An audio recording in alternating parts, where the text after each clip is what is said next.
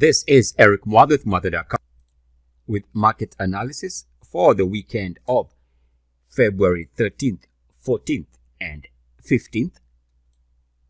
This being that Monday is gonna be a trading holiday. All right, snapshot for markets here. We can see slightly down.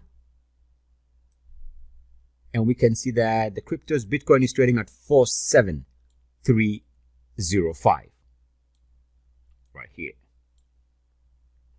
All right, let's take a look at those charts, and it's gonna be pretty much a follow-up to what I was discussing early in the week, and it is the daily chart and the 4-hourly seem to be suggesting a pullback is in store. It continues to look that way.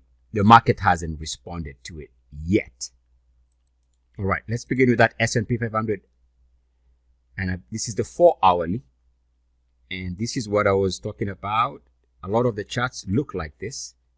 There's this continued resistance. We haven't cleared this, and I keep reminding you that it doesn't mean that the market has to pull back from here.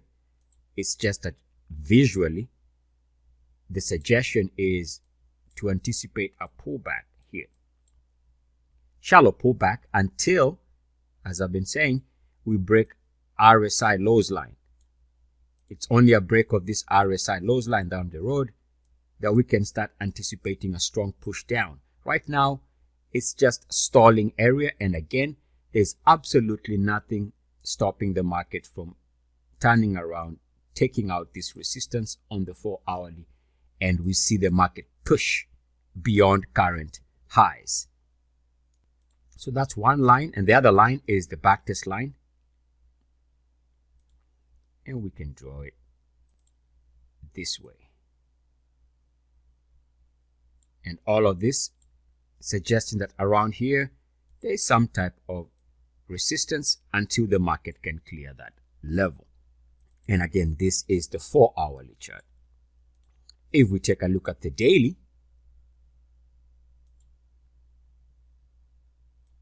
for the S&P 500, we see something similar here in terms of we've seen improvement, albeit small improvements this week to new intraday highs, but this continues to come with declining RSI strength, so that negative divergence could be setting the stage for a pullback.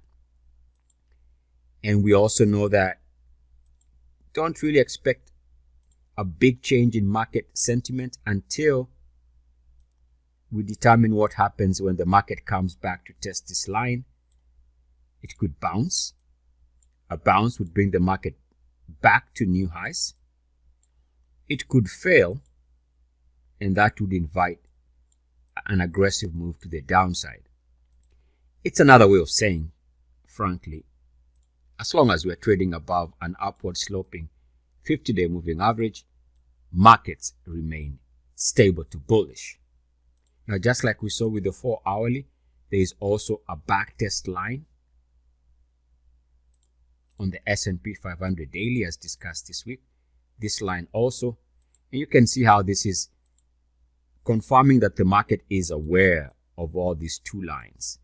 So a pullback would make sense, but that doesn't mean that there's anything stopping this market from just turning around, clearing those two lines, and we see a strong push to brand new all-time highs. The rest of the video is for paid subscribers.